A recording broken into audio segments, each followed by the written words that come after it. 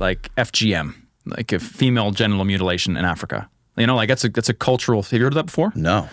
Oh, dude, there's like a whole rite of passage where they literally cut off, for the sake we're on YouTube now, like certain parts of the female genitalia so they don't feel, and they sew that shut. It happens, right? So that's a cultural practice that still happens today, by the way, and it's slowly being banned and phased out, and that should be, because it's absolutely terrible.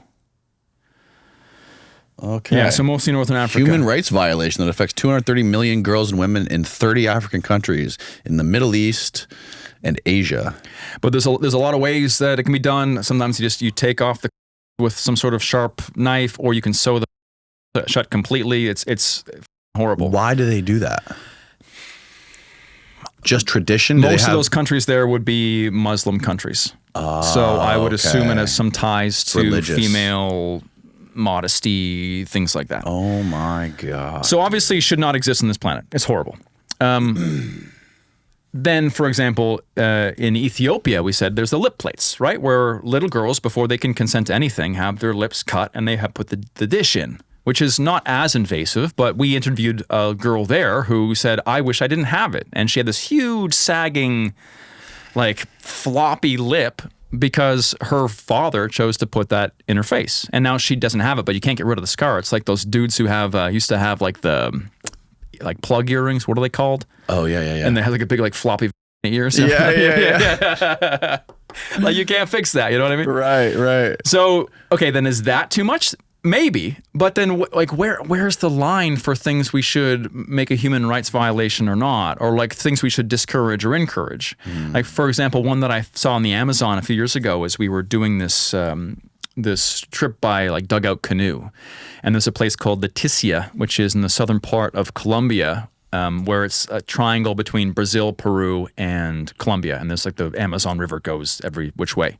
We were doing some dugout canoe camping, visiting villages, meeting people along there.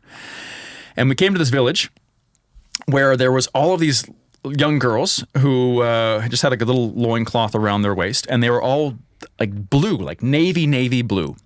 And there's a certain berry, I think it's called huichol, with an H, that when you squeeze the berry, it makes a clear fluid, but then when it goes on skin and oxidizes, it turns deep blue. What country did you say again? This was it was probably in Brazil, but it's anywhere in the Amazon. It exists. We had started our journey in Colombia. But all these girls were blue, and we were asking questions, and they were saying, oh, it's now getting to the time of their lives where they're going to have their first menstruation, and then what happens is they get colored blue, and then very shortly they'll go into a hut, like a grass hut in the darkness. They'll spend 1 month in this hut. The women of the village will come in, and they'll pluck out each hair of their head individually. So, pick, until they're bald. And as they pluck out each hair on their head individually, they'll teach them by candlelight what it means to be a woman. And then after a month, they'll come out, they'll be bald, they'll be blue, and they'll be a woman. And there was a human rights group that had been in there a few months ago, they were saying, that was trying to ban this rite of passage for women. And that was very interesting because that would not be fun by any means, right? That'd be painful, but it's well intentioned. It's not as evilly intentioned as FGM, for example. You know what I mean? Right. And then it's like for men, especially, like pain is so necessary sometimes. You know what I mean? Like men, I feel, need pain and challenge to be able to actually become men. Yeah. And you see those rites of passage all over the world too, right? Mm-hmm. Where there's some sort of, like another example of the Amazon is there's the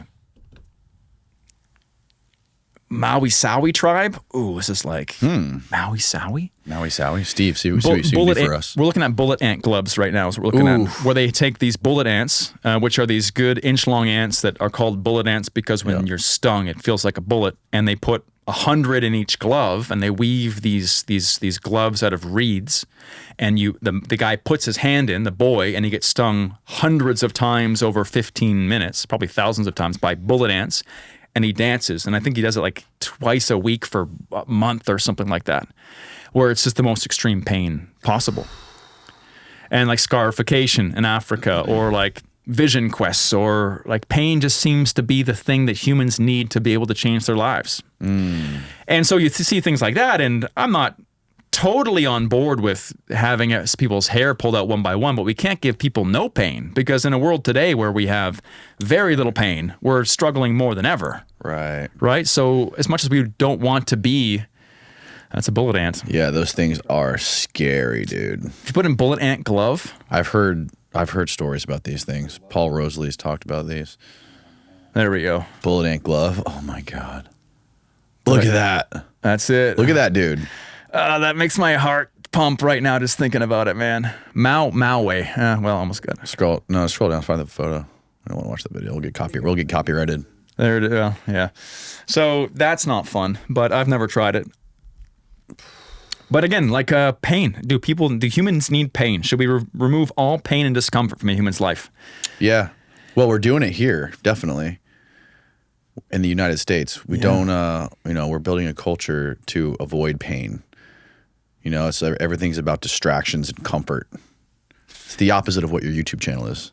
Well, that's honestly part of the reason why I do it, man, is because I feel that if I have a challenge on the horizon, or I have really a proper spectrum of what pain and discomfort is, then I can come back into everyday life and accurately assess how much pain and struggle I have.